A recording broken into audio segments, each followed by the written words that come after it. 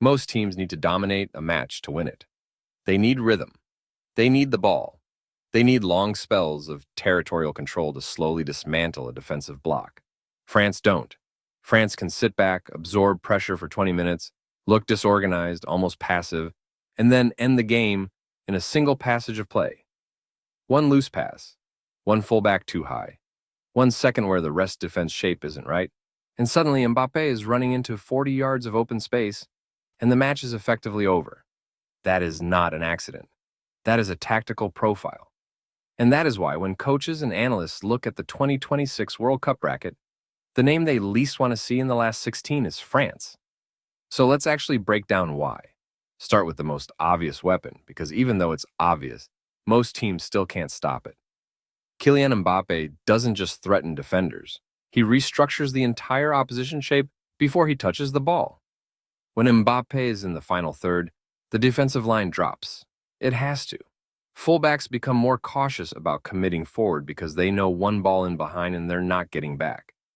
The center of the pitch opens up because defenders are occupying themselves with tracking his runs.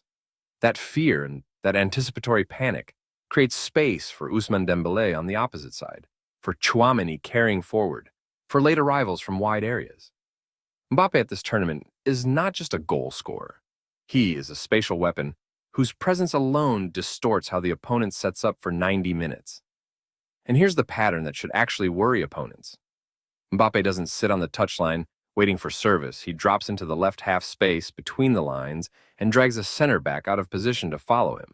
And in that single movement, a gap opens that didn't exist a second earlier. From there, it's one of two things. Either Mbappé turns and drives straight at the now exposed backline himself, or he lays the ball off and a third runner, Dembélé cutting inside or Doué arriving from deep, explodes into the exact channel Mbappé just vacated. 2 passes, sometimes 3, from winning the ball to a shot on goal. That is the rhythm this entire team is built around. But here's the thing about France in 2026 that goes beyond Mbappé. This squad has legitimate quality in every position and depth behind every starter that almost no other nation can match. In goal, Maignan is not just reliable. He's one of the best goalkeepers in Europe, an elite shot stopper whose composure under pressure gives France a solid base when they do ride out difficult passages. Across the back four, the center-back competition alone would represent a crisis of riches for most nations. William Saliba, Ibrahima Konate, and Dayot Upamecano are all capable starters.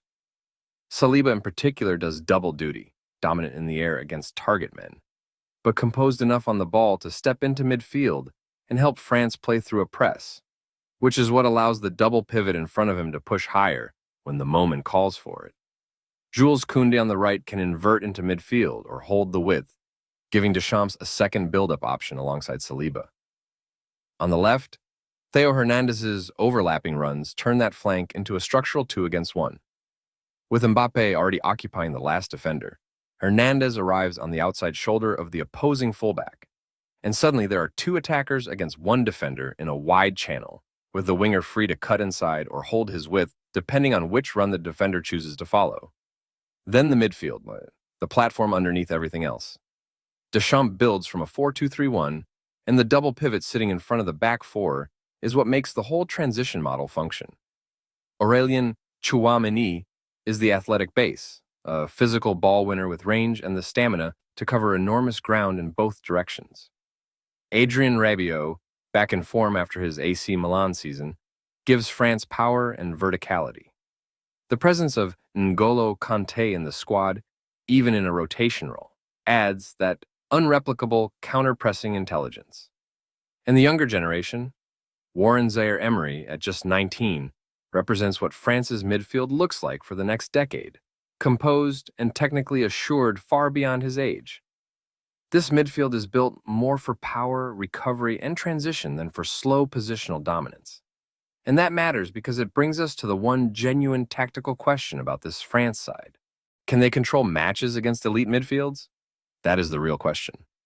Against Spain, who pass through pressure and occupy central spaces with patience, France's midfield can be pulled into problems it does not always solve cleanly. Against Argentina, who compress the pitch and manage knockout games with emotional and tactical discipline, France can look less fluid than their talent suggests. This is not a team built to patiently dismantle a low block for 70 minutes. France are at their most dangerous when the game opens up, when transitions are fast, spaces appear behind the defensive line, and one vertical pass can change everything. Deschamps' challenge is managing the phases when France do not have the ball, cannot win it back quickly, and have to suffer. But even then, their defensive structure buys them time. Saliba and Konaté can defend large spaces. The fullbacks can recover. The midfield can counterpress aggressively enough to slow teams down. And Maignan gives them a last line that rarely cracks under pressure. France can be outplayed for periods.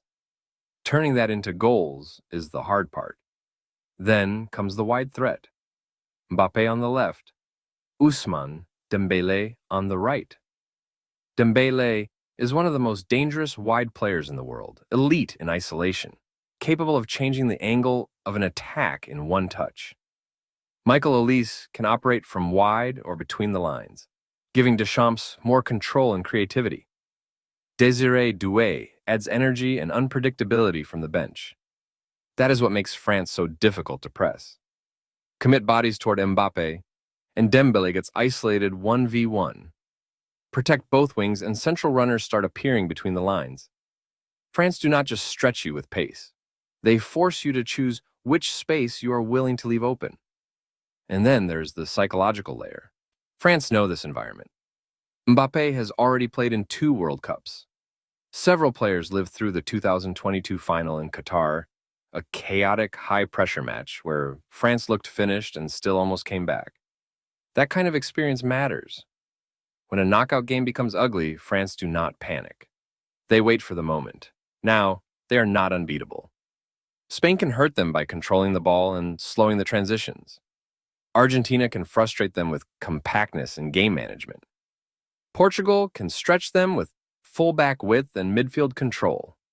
England can challenge them physically and from set pieces. Brazil can create chaos in wide areas. Germany can press them into uncomfortable turnovers. These are real risks. France's midfield can be out-controlled. Their defensive spacing can be stretched. One poor communication between center backs can create exactly the kind of chance France usually score at the other end. But that is what makes them different from the rest of the field. Most teams need their system to function almost perfectly across a tournament. France do not. They can absorb a bad spell, lose midfield for 20 minutes, look passive, and still win through one run in behind, one pass into space, one mistake from the opponent. That is not luck. That is by design.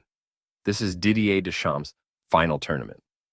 13 years of building toward this. A squad with more raw talent than 2018. A forward line that may be the most explosive at any World Cup in recent memory. And a team that does not need to be at its best to eliminate you. That is why France are not just one of the favorites. They are the team no one wants to face. Because against France, you do not have to play badly for 90 minutes. You only have to switch off once. For more tactical football analysis, World Cup breakdowns, and stories behind the game, subscribe to the Playbook Lab.